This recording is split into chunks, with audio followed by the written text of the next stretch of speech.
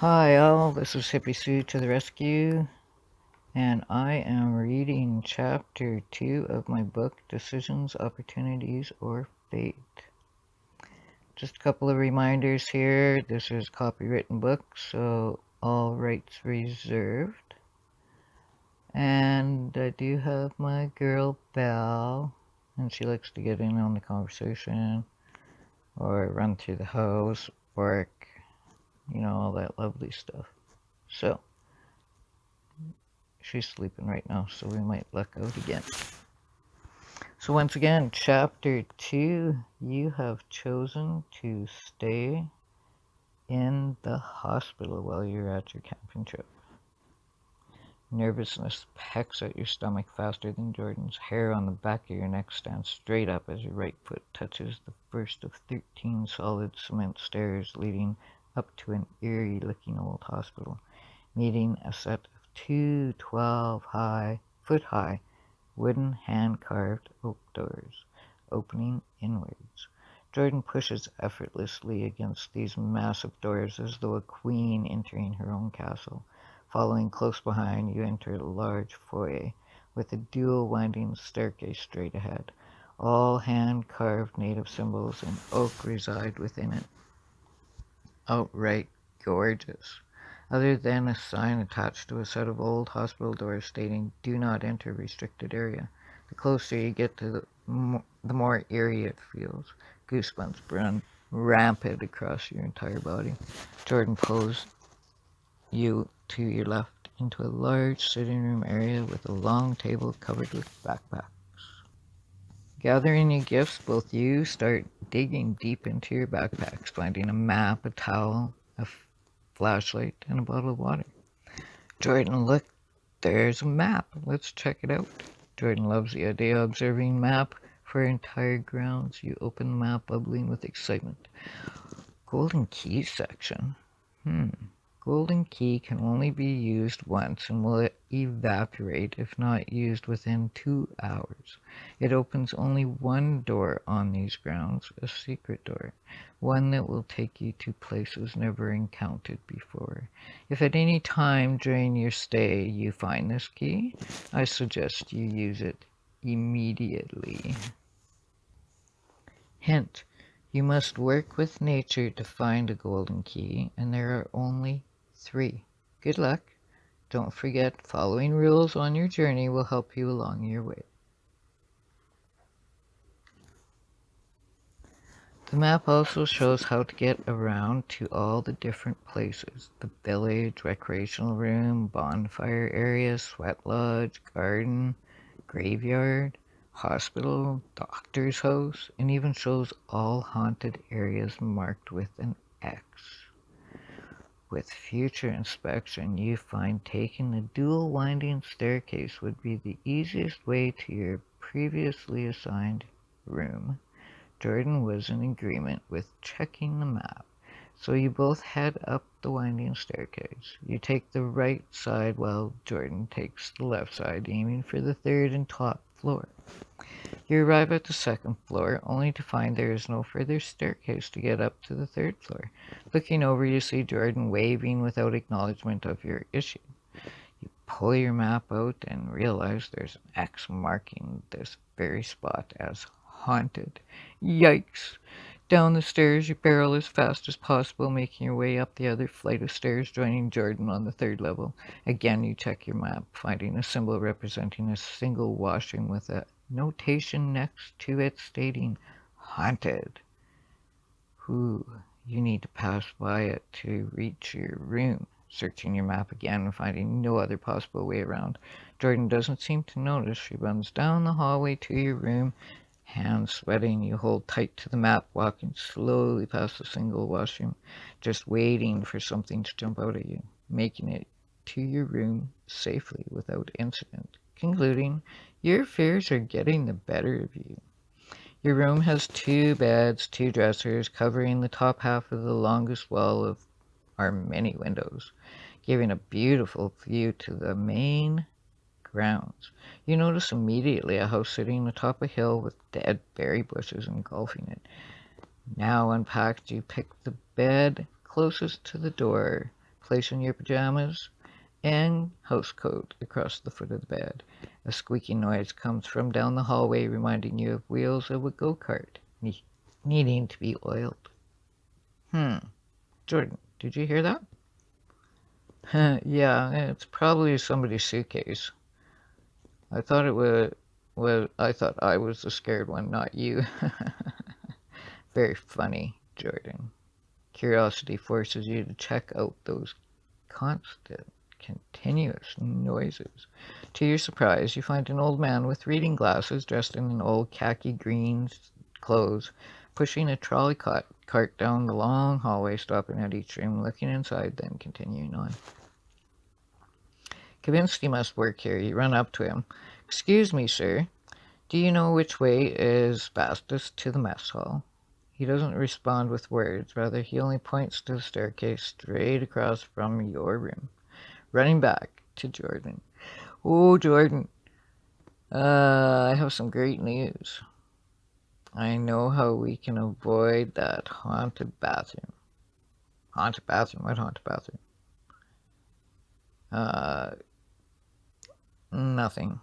Jordan looks rather scared. "Are you sure that guy's works here? I'd rather go back the way we came. I noticed the mess hall was located right behind that door that we got our maps from." What do you do? Do you try to convince Jordan to take the stairs to avoid that, haunted bathroom? Or do you follow Jordan's request, going back the way you came? If you decided to take the stairs, continuing reading on. If you're going to go back the way you came, turn to chapter number 15. So you decided to take the stairs. You both leave the bedroom ready to head downstairs for supper. An elevator can be heard slamming against something as though to hold the doors open, maybe. From a distance, you watch as the elevator doors open, then try to close, slamming against nothing and opening yet again. The stairs are in the very same area as the elevator, making you feel somewhat uneasy about going that way. Jordan, what could be possibly causing those elevator doors to do such a thing? Geez, I don't know. Maybe it's haunted. Jordan walks towards the elevator. "Look, there isn't anything in here." She walks into the elevator. This time the doors close completely and the elevator takes off, going up and down and up again. You can hear Jordan each time the elevator moves. She's yelling, "Somebody help me! Hello, somebody!" No matter how many times you push that button, the elevator does not come back to your floor. Racing down the hallway, praying you'll run into that same old man. You yell out, "Hello, sir! If you could help me, please. Can you help me, please? My friend is stuck in the elevator. Oh, hello, sir!" "This way, please," comes a deep, rough voice from behind you. "Oh, thank you, sir. Can you please help my friend?" He walks without looking back at the looking back right to the elevator, taking out an old-looking set of keys, all different colors and shapes. He fits one into the keyhole of the elevator and opens the door without a word. He turns and walks back down the hallway. "Oh my God, Jordan, are you alright?" "Okay, now, thanks. That was very odd, and I couldn't get it to stop moving up and down. How did you open this thing? My Lord, what is with this elevator?" Before you can even answer, Jordan, "What's up? It doesn't really matter, right? Let's just go for supper using the stairs. I'm not getting in that damn elevator again." "Okay, Jordan." Down the stairs, Jordan heads you right behind her. 3 flights later, you find yourselves in what feels like a very dark, damp dungeon. Maybe reaching out, hoping to feel something, maybe a wall, a door, just something, anything. With a large amount of luck, you find a doorknob. With a quick turn, it opens. Darkness continues to engulf the surrounding area. Reaching out, you touch a wall right away. I think we're in a closet, Jordan. Are you having any luck? Nope. Haven't found anything. Music begins to fill the air as though you have entered a theater. Wow, are you still in that closet you found? The music is pretty loud. Jordan walks back towards the music, walking right into the back wall of the closet. Ouch! Well, I guess it is a closet. Squeak. Wall slides sideways to your left. Oh my god, damn Jordan, we should have brought our backpack. Perfect place to use, like that flashlight they gave us. Let's see where this place takes us. Walking through the wall, right into yet another wall. Feeling around, you notice this place is like a hallway between walls, maybe. The music's getting louder the further down the hallway you go. Yet after what seems like a never-ending hallway, you come to a door opening it immediately, expecting to find a dance hall or at least a music hall, only to find an empty room and no music playing.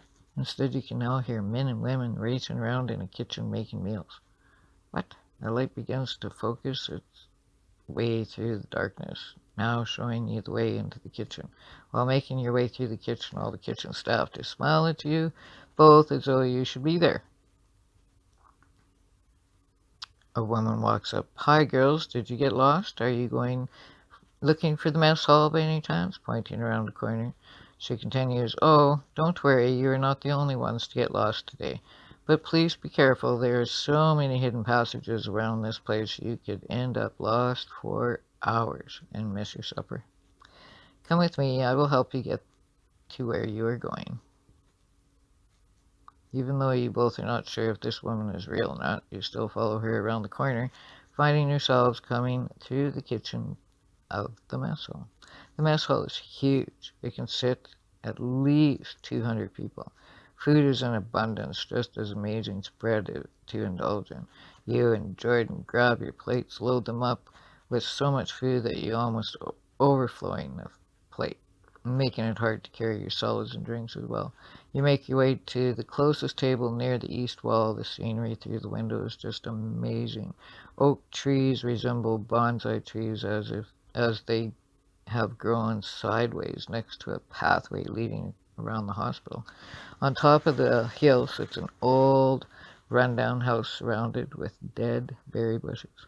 A man walks in, stands at the front of the room, and shouts, excuse me, please.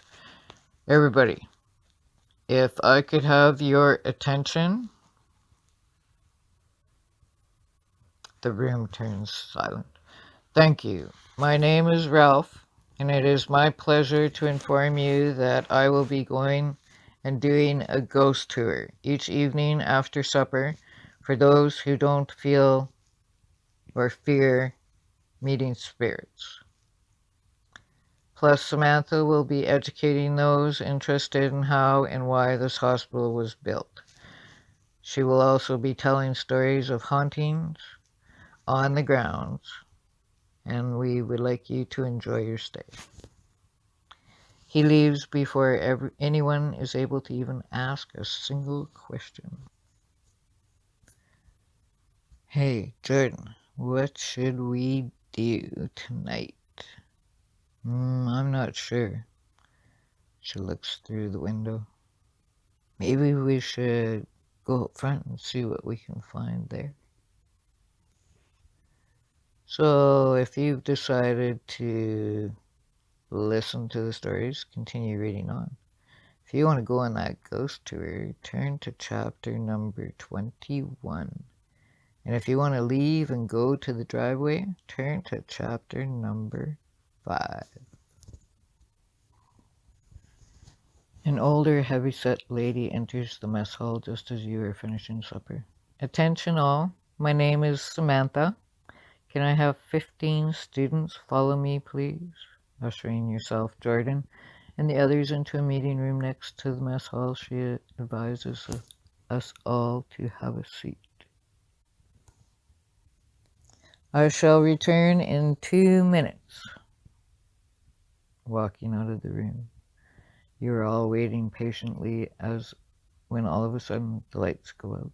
Samantha reappears in front of the podium, beginning her stories with only one light beaming directly on her. This conference center was once a hospital, not like any other though. Rather, it was built for people who suffer from the deadly disease tuberculosis. In the early 1900s, tuberculosis loomed over Canada, taking thousands of lives with it.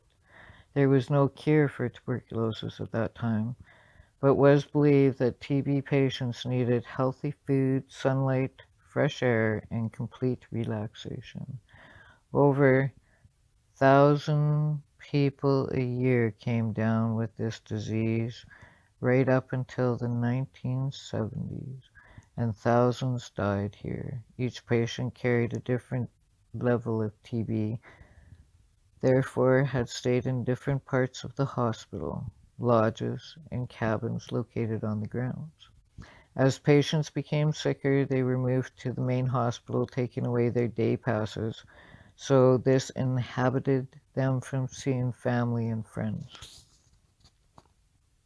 For many years, doctors believed this disease to be genetic, moving entire families here if any became sick. Sometimes parents and children had to be separated, mothers and their babies never seeing each other.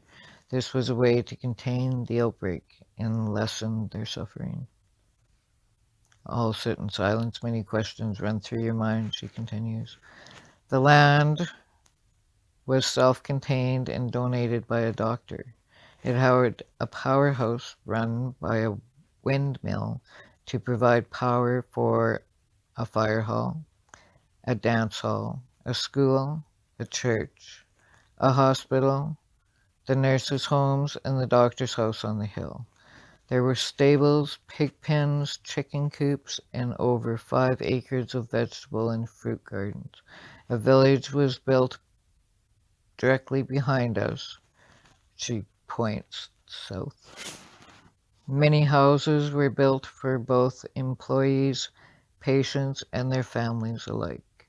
There was no crematorium, but there was a morgue. Oh, ma'am, you make it sound like they had no choice but to live here.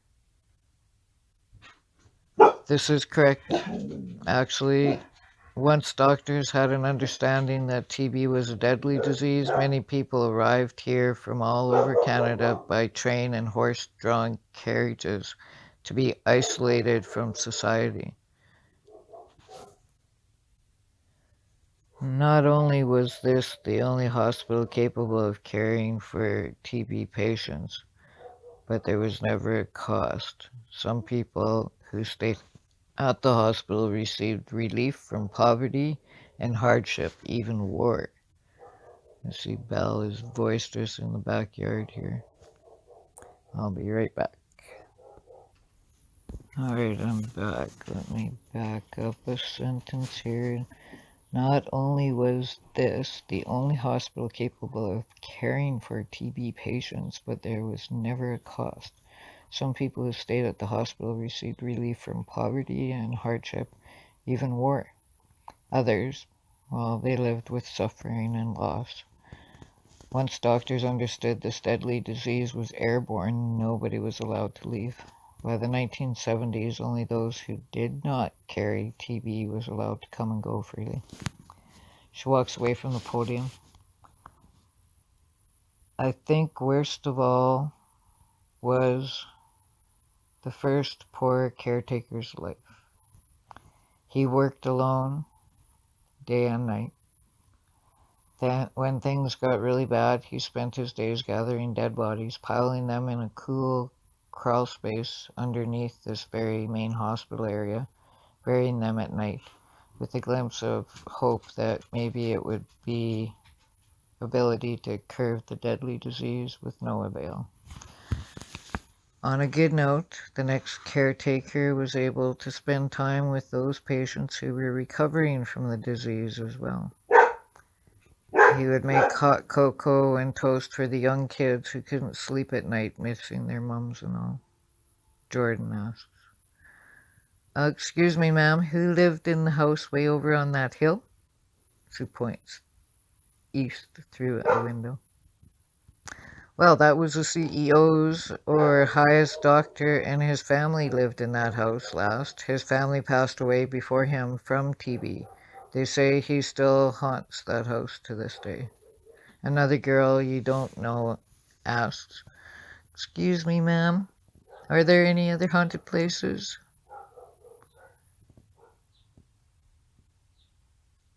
With a smile on her face, Samantha answers, "Oh, yes, many different ones. They say a mother wanders the village looking for her daughter. Another lady wanders a hallway, locking people in a small bathroom because they won't let her or they won't tell her where her baby is. Plus, they say the first caretaker still wanders the hallways, checking for dead bodies and moving them down underneath the hospital. Oh, yes, there's also Nurse Jan. I have seen her. She just carries on doing her job, never noticing that you are even there."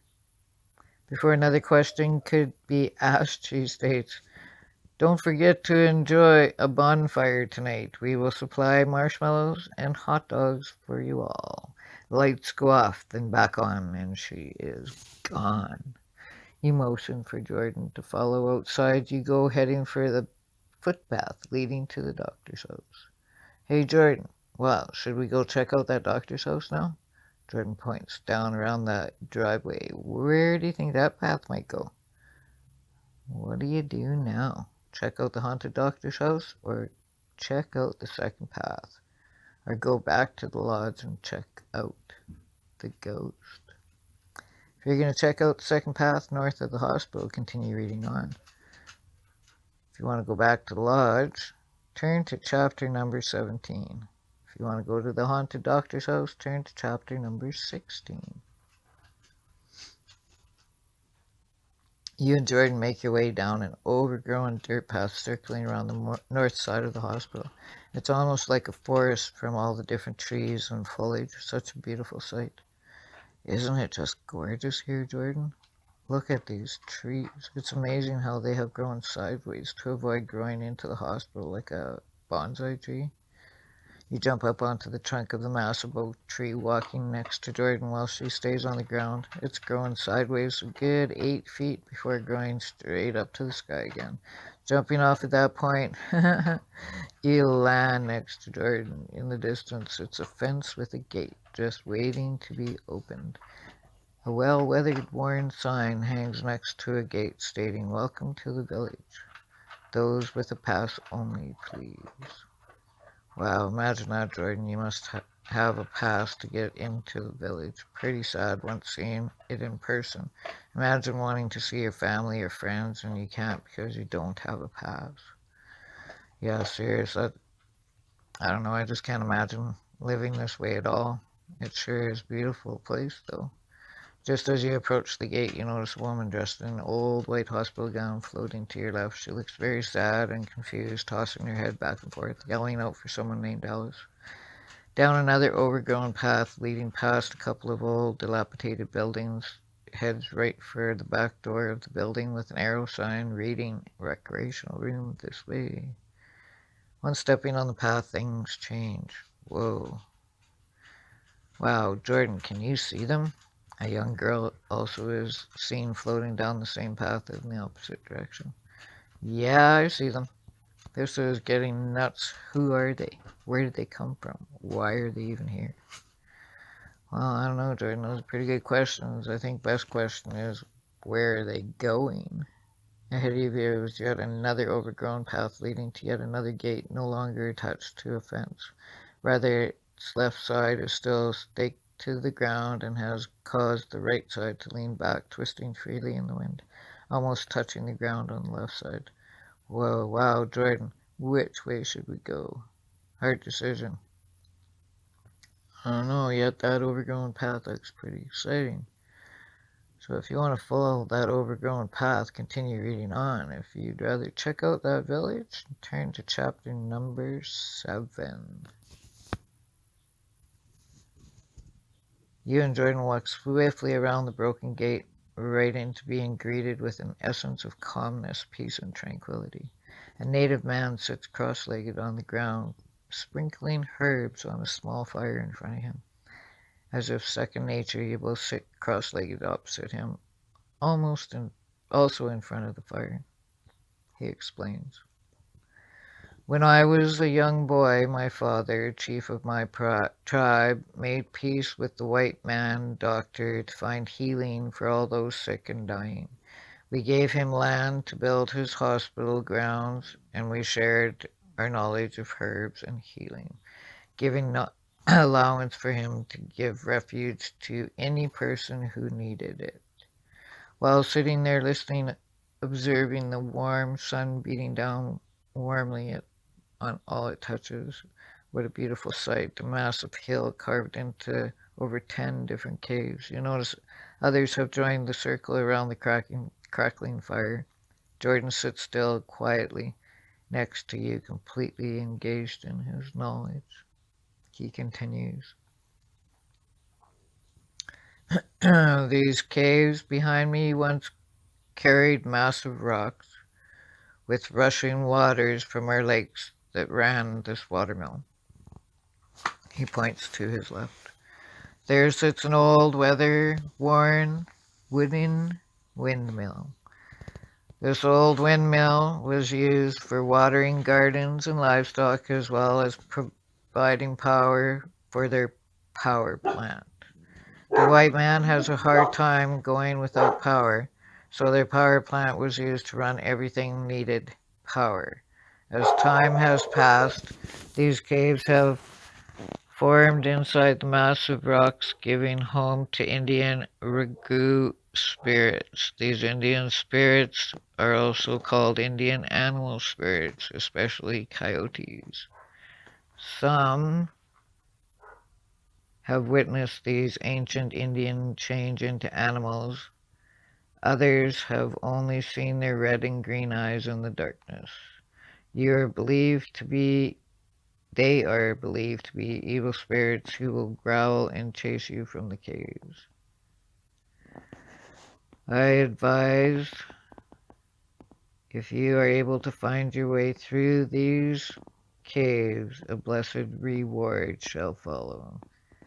If you are willing to take this challenge, I will need to smudge you with some sage. Instantly, you're like, I'm interested, so she, pointing at Jordan, saying, right. Yeah, oh, yes, for sure, I would love to go. The Indian man explains as he smudges us. I am burning sage for purity and safety. You will need to use your hands. The elder shows you how to scoop smoke and rub it over your own aura. Good, now you two shall have a safe journey. You and Jordan slowly and carefully half crawl and half climb your way through rocks and dirt going up the side of the hills made from massive sandstone rocks. Waters have rushed through their way through these rocks over so many years. Caves have eroded their way through the most massive ones closer to the top of the hill. The first cave you have encountered is so huge you can stand upright inside it. Wow. Jordan, come check this one out. It's huge. You could live in here. She comes walking into the cave. Wow, look at this rock. It's like being in a shell of an egg, maybe. Just much thicker of a shell. Jordan uses her arm to show how thick the shell of the rock is, measuring it from her fingertips to the top of her elbow. Whoa, that's a pretty good comparison there, Jordan. We should probably keep moving up higher to those more massive rocks before the I'm not sure if I'm pronouncing them right, come out and chase us out of here. The two of you continue on your way up the side of the hill until you reach the top cave. It is massive. You can't even touch the rock above your head. Wow, Jordan, look at this one. It looks like someone has been staying here. You point to what looks like an old burnt-out campfire. Ooh, yeah, serious. Look at how the water made places for someone to sit or even sleep. And over here, look at what it did here. She points to the large hole that resembles a window. You begin to smell sweet aroma of sage wafting in from another cave. Whoa, Jordan, can you smell that? Yeah, if you're meaning the sage, I sure can. I'm thinking we better get moving before we meet the spirits that turn into ragouts, wouldn't you agree? Oh, yeah, probably a great idea. Let's move on out of here. The instant you leave the cave, you see them. There they are, three spirits standing inside another cave dancing around a fire. Whoa, Jordan, can you see them? Yeah, I wasn't sure, but now I am. We better run, like now. Yeah, I think we should stay and see if they change into ragouts. You know, that would be just amazing to witness. I don't know. I don't know if I want to stay. Oh my goodness, I see them. Oh, there. Oh my god, those red and green eyes. You stand there watching as the eyes seem to come closer to you both. You try to move, but you can't. You try to yell out Jordan, but you can't. You're frozen in place. Then you hear them, a deep, unfriendly growl getting closer and closer. Jordan, let's get out of here. See the dirt pad over there? Come on, let's go run. You run as fast as you possibly can down the hill of rocks, stones, and dirt, coming to a dirt path. Jordan is right behind you, out of breath by the time she reaches you. As you both continue to walk down the dirt path, you come across a large sign hanging, giving entrance to another place. Once close enough, you are able to read it. Congratulations, you did it. Welcome to the native sacred land. Continue reading from here to part 2 of chapter 2.